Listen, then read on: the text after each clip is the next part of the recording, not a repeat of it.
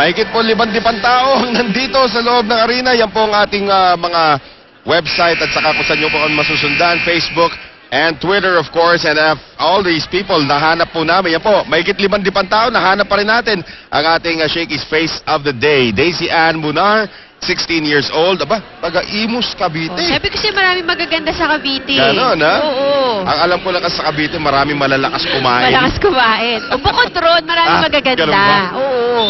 Kaya nga isang box of pizza, kaya niya ubusin yun. Hindi naabot yan sa mga kaibigan niya.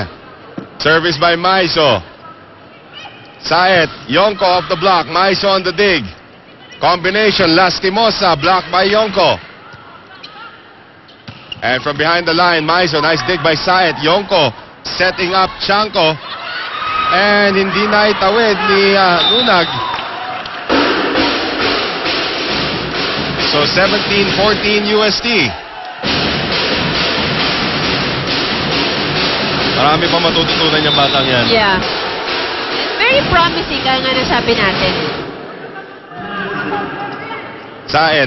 Goes to Yonko, off the block. Maiso was there.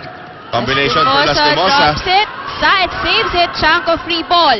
Ito ngayon si Dima Kulangan. At yan talaga, hindi mo maalis kay Rhea Dima Kulangan ang kanyang tatawag natin veteran smarts. Kahit bata pa siya, ginagawa niya yan eh. Let's take a look at that again. Ready Makulangan. Ginulat ang Lasal. At ito ngayon ang timeout na hinintay natin galing kay Darwin Campana.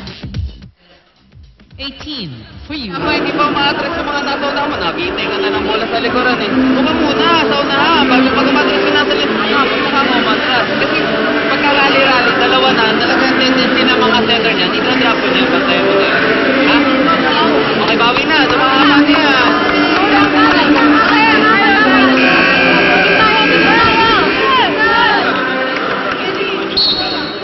18-14 po sa ating talaan.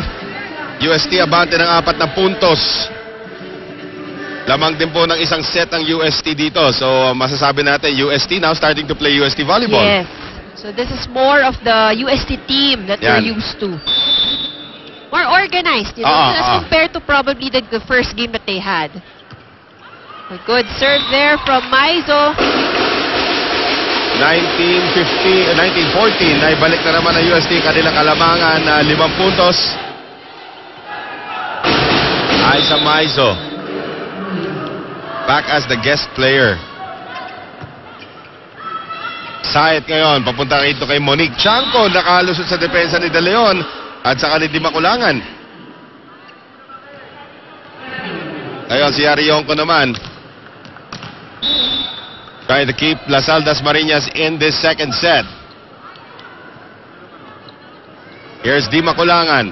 Lastimosa finding the line. Lastimosa.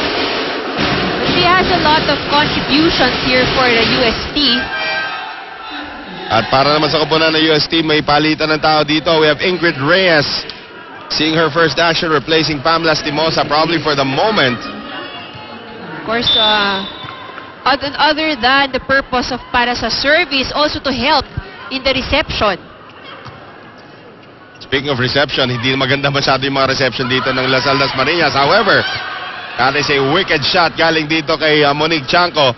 Side goes back to Chanko. Carmela Tunay down the middle, blocked there by Nunag.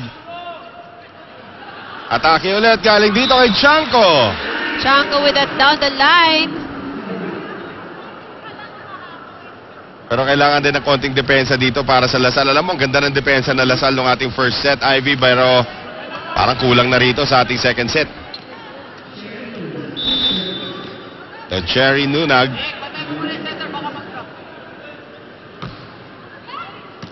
Susaran. De Leon with an deceptive. excellent hit. Parang lumutang si De Leon para makuha yung puntos na yun. Perfect timing, actually perfectly executed set simula pa lang kay Rhea de Makulangan. Well, we have to give credit, of course, na nagsimula lahat yan sa napakagandang reception. Jessie De Leon now to serve.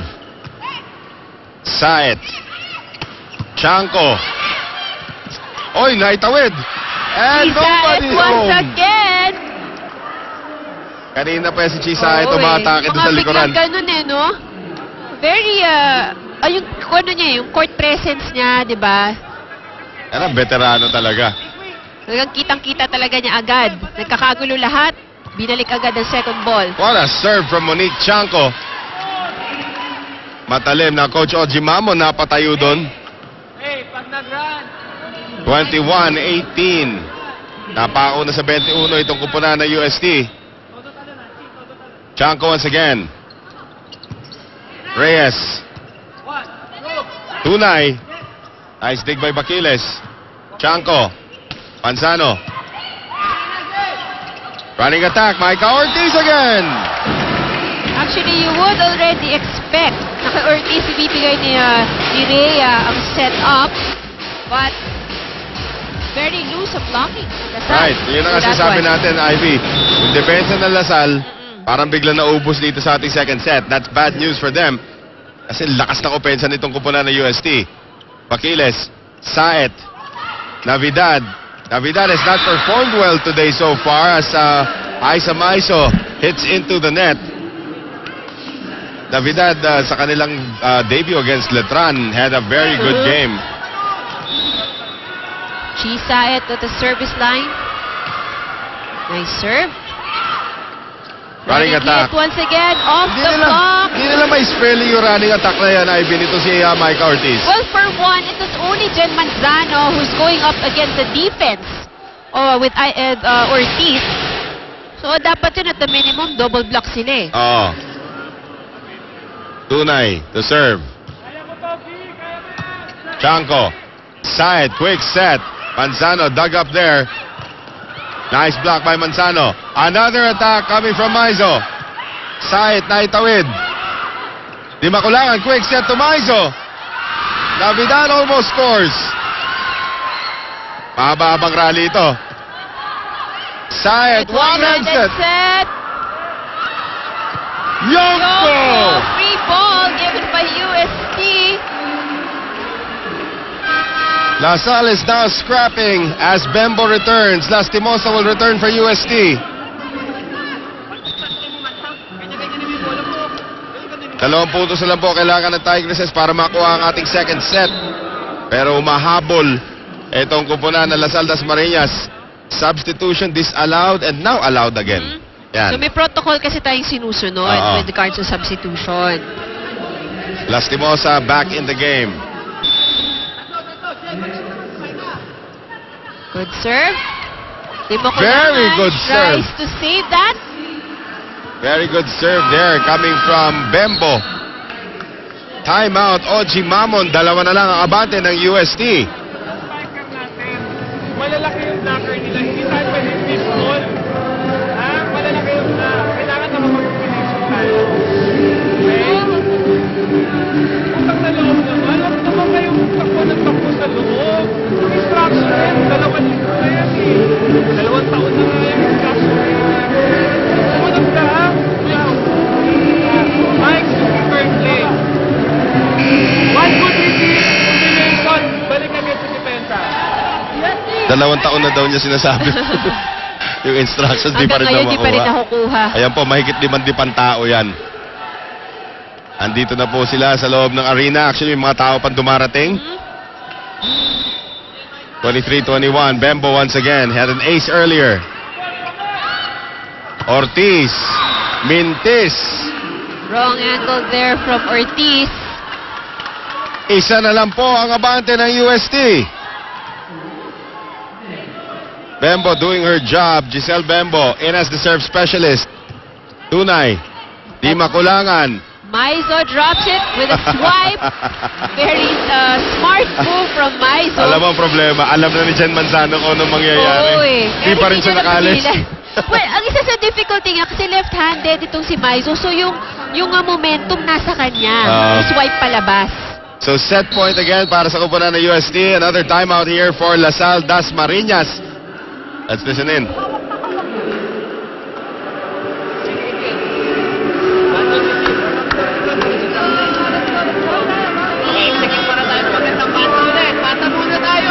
Okay, si ating video na ang bahala. Basta bigay nyo yung certificate ng bata. Pasok lang ng pasok, ha? Hindi, pag may pumalo, coverage tayo. Okay? Pagka na-overball lang, Back to basics ang Lasal Las Oo. Marinas. And let's see how they would be executing yung instructions na binigay ni Coach. UST needing just 1 point para makakuha ng panalo rin sa ating second set to take a 2-0 lead against the very heady Lasal Las Marinas Cavite squad. Micah Ortiz.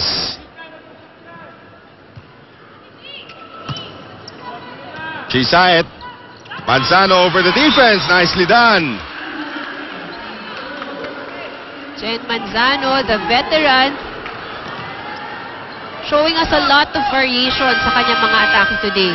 At ito naman, UST will use their last time out of this set. Oji Mamon, final instructions. Gawa mo na lang ng paraan. Dalawang malaki lang na dito, maliit na kapag na doon. Sino lang receive? Katulong ka ba sa receive? Huwag nyo lang patamahin. Kailangan na ito, ha? Nalito kay Rhea yung bola. Kaya natin sa atake, ha? Ay, girl, oh.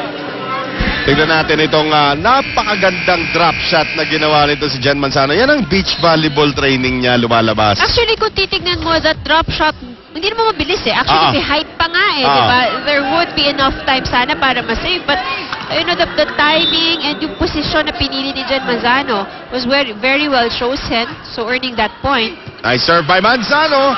Almost an ace. Maizo, free ball. Bembo, Sayet, running attack, Yonko. A good save. Wow, from nasabit Dusaran. pa rin ni Dusaran. That was over ball. And Sayet cannot stop Lastimosa as UST steals the second set. Unti-unti na nakakabalik ang Lasal Las Marinas doon, Ivy. Pero again, the poise of UST winning them that set. Same score as the first set. 23-25, and this is our shake and play. Ito yung over-receive, and Pam Lastimosa winning that joust against Chisaet.